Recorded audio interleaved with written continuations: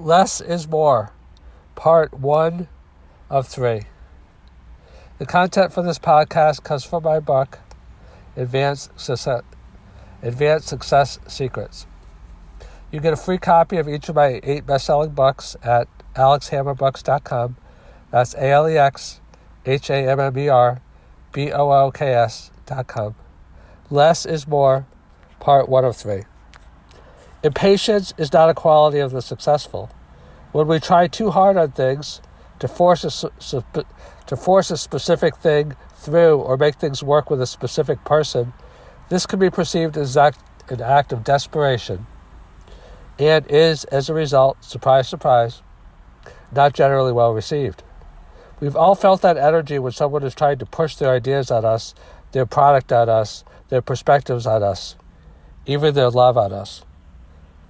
We pull away instinctively. I've discussed how success is a function of value. Value is determined by the recipient, by the marketplace, including the customer, not by the giver. I may think that I have something of great value, but if I have no takers or a shortage of takers, then if I am honest with myself, then I need to start re-examining or re-evaluating the value proposition of what I am putting out there. Unsuccessful people tend to do just the opposite. Rather than being open to feedback of the marketplace and other people to make changes, this is a sign of confidence at the successful employee. The unsuccessful, when they see that their products or ideas are being rejected,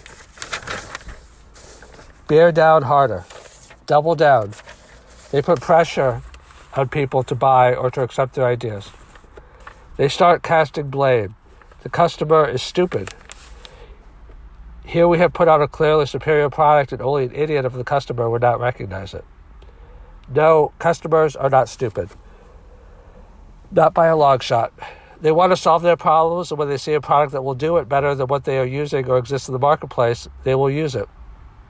Paragraph, yes, it is true that there are barriers to entry, but there is also the expression that, quote, build a better mousetrap and the world will beat a path to your door.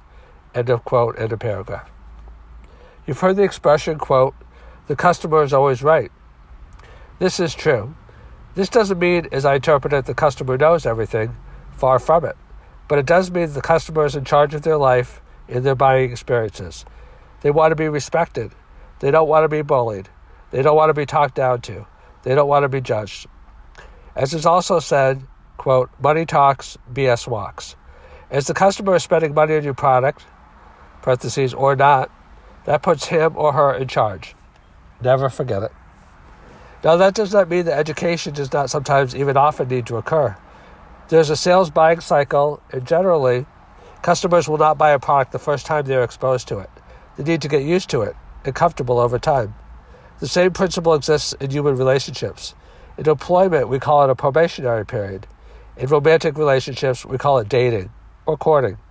It's a period when things are under consideration before a firm decision has been made. Changes can always be made. A long-married couple may divorce. A long-time employee may quit or be fired. But at the beginning, things are more touch and go. Less is invested, so less is lost from walking away. Less is more means that you have to give the person space, freedom, and distance to meet you or engage with you, should they choose to do so, halfway. If you're hovering over them, they can't consider your message or your product because the messenger is interfering and bringing out the desire to have it repelled.